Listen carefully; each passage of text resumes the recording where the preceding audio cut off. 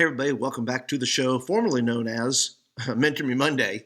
But I quit doing them on Mondays because Mondays just wasn't a conducive time to do them on Monday. So now I don't know what to call this except that I'm bringing you youth ministry information. I could go back to the old name, which was called real time training, but I'm not really wanting to do that. But I just want to give you the information. Is that okay? Is it okay if I don't have a title or a name? And I want to talk to you guys. I just got back from Costa Rica, which was our main missions trip. We try to do two. We try to do a main missions trip, which is either out of the country, out of the state, and we try to do some smaller ones that we can that for kids that can't afford the big trip. But the big payoff comes when you're doing a post-missions trip service. And that is both the service in your youth room and also in the main service. I do two of them. So I thought I'd pass on just a few ideas and a few thoughts of what I think is important in conducting a post-missions trip service. And let me begin with this. Number one, you have to do the obligatory video, right? You have to be able to show what did you do on your missions trip, right? And you have to pick the right music, right?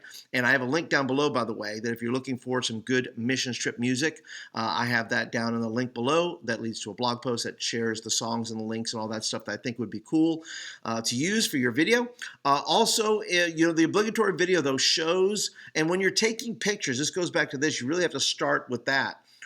Taking pictures, what pictures do I want to show to my church? What pictures do I want to show to my youth group? And I think it has to be a fair amount across the board. You have to show kids working. You have to show kids having fun. You have to show the environment that they're in. And you have to be able to show, and that's both video and pictures. And so you're telling the story when you get back of what this trip was, what it meant like. Now, something we do for camp, we didn't do it for the missions trip, but something you might want to include in that is maybe some mission trip confessions. When I do camp confessions, they confess all kinds of silly things, stuff that they did, stuff like that. But in this case, have students, confess about something like, hey, eating beans and rice every day wasn't really good for me, something like that. That's a mission trip confession. But that's the critical media element of that, right? Is having the pictures and the photos and all that kind of stuff. The other thing is that when you do that, you want to have as many students in the service as possible who went on your trip. On our Wednesday night, we had just about everybody. I think we were missing maybe one or two, but they all shared. And something I asked them to do is, and not all of them did it, but that's okay, but I asked them to choose a photo that best illustrates your time in Costa Rica. And so you can have them choose a photo. If they don't know really what to share, they're really just sharing a memory. And they're sharing what that time was. And maybe it was them and maybe a little girl or a guy and they're hugging. And maybe they can share about that experience because sometimes they don't know what to share about. And so give them an option and say, hey, tell me about this picture. Tell me about this photo up here. And let them share about that experience. Also in that, you want to be able to use the service to motivate the students that are out there. You want them to be able to say, look, you don't want to miss this mission trip, not because of it is a life-building experience, but you also want to be able to see God moving in other countries, that we didn't bring Jesus to another country. Jesus led us to a country where he already was and to do work that he is already involved in. So we're just jumping on. We worked with missionaries. They're already in country. And so we were just jumping on board with what God was already doing there. And so you want to be able to share with not only in your students, that's for the student service, you want them to be able to, be fired up about the fact that, maybe God's calling me to do missions. Maybe from a local standpoint, right? We want to be able to encourage students, at least I do. I want to be able to encourage students from a local standpoint, from a national standpoint, and from an international, right? From local to global.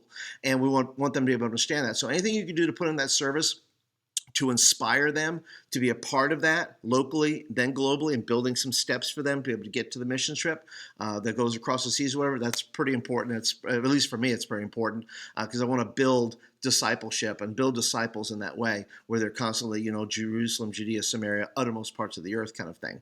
And so for the congregation, those same principles apply, but you want to be able to tag in the video and things like that. Number one, you want to be able to tag in there maybe a big thank you. Thank you to all our supporters. Thank you to everybody that helped us out. Thank you to, maybe special people, whatever it may be, but put some thank yous in there to the congregation. In addition, you want to, when students share, you want them to be able to not only just share share that, but also share and thank, each one of them. Thank those who came to every spaghetti dinner and everybody that came to the car wash and everybody that did all those other things. You want them to be grateful and thankful because you want your congregation to continue to support the missions trips and continue to support fundraisers. So, but those are just a few things. And also, last thing is this, is make sure you pick some key photos and hang them up in your youth hall. You know that I'm a big fan of pictures in the room, and I'm going to show you guys soon about a wall that I'm creating for our missions and things like that to kind of do something with that back room that you know that I'm not a big fan of.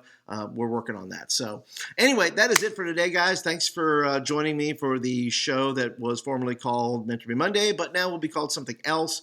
Don't know what that is yet. Please leave comments down below what you think about that. What do you do for your post-mission service? What do you think are important elements to convey to the congregation, to your students, all that kind of good stuff? Would love to hear your comments down below. So if you're brand spanking new, thanks for hanging out with me for a little while. Please hit the subscribe button right here, and that will get videos like this in your inbox. If you like videos about youth ministry and talking about youth ministry, appreciate you jumping on board. Also, if you're a regular, as always, you guys are awesome. Thanks for your comments. Thanks for your likes. Thanks for your shares. Be sure to hit that thumbs up button. That's when you like the video and want more of them. And I will see you guys next time on this show. See you later.